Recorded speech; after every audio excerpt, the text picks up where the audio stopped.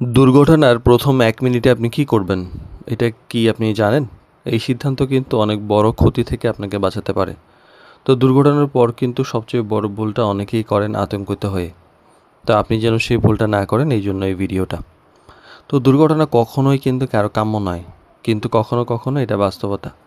তো যেকোনো ড্রাইভারের জীবনে এমন পরিস্থিতি আসতেই পারে। তখন আতঙ্কিত না হয়ে সঠিক পদক্ষেপ নেওয়াটাই কিন্তু একজন পেশাদার ড্রাইভারের পরিচয়। তো ড্রাইভার প্রোডাক্টিভিটি স্টিয়ারিং লাইফ সিরিজের সমস্যা এবং সমাধান বিষয়ক আলোচনায় 43তম পর্বে আজকে কথা বলবো যে দুর্ঘটনার পর একজন ড্রাইভার হিসেবে আপনি কী করবেন।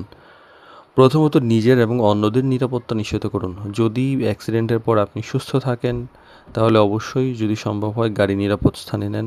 আহত কেউ থাকলে তার নিরাপত্তার ব্যবস্থা করুন এবং ব্যস্ত সড়ক যদি থাকে তাহলে শান্তভাবে অন্য যানবাহনকে সিগন্যাল দিন।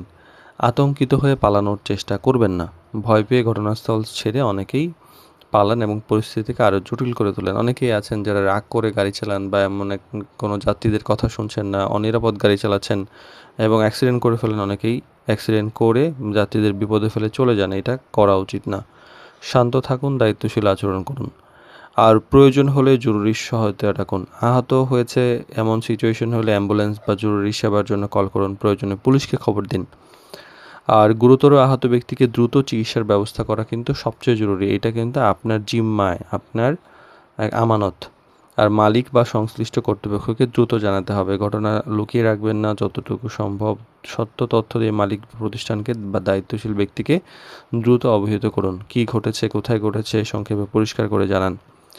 আর শান্ত থাকুন, সত্য তথ্য দিন। আর ঘটনার বিষয়ে বাড়িয়ে বা কমিয়ে কিছু বলার দরকার নেই। সত্য যা হয়েছে তাই সুন্দরভাবে বলে সমাধানের চেষ্টা করুন। মনে রাখবেন, দুর্ঘটনার পর আপনার আচরণই কিন্তু আপনার পেশাদারিত্বের অংশ। আর গাড়িতে অবশ্যই কিছু জরুরি নাম্বার লিখে রাখুন বা একটা স্টিকার রাখুন যে অ্যাম্বুলেন্স, পুলিশ বা যেখানেই আপনি যাতায়াত করেন সেই রুটের যেখানেই যা আছে বা এই গুরুত্বপূর্ণ যে সরকারি নাম্বারগুলো আছে সেগুলো লিখে দিন যেন জরুরি পরিস্থিতিতে আপনি এটা খুঁজে পান। এটা সবার কাছেই থাকা উচিত। আর সমস্যার সমাধানের আজকে যে ব্যাপারটা এটা হলো যে দুর্ঘটনার সময় আতঙ্কিত নয়, বরং সঠিক সিদ্ধান্তটাই সবচেয়ে বড় শক্তি। শান্ত থাকুন, মানুষের নিরাপত্তাকে অগ্রাধিকার দিন, দায়িত্বশীলভাবে পরিস্থিতি মোকাবেলা করুন।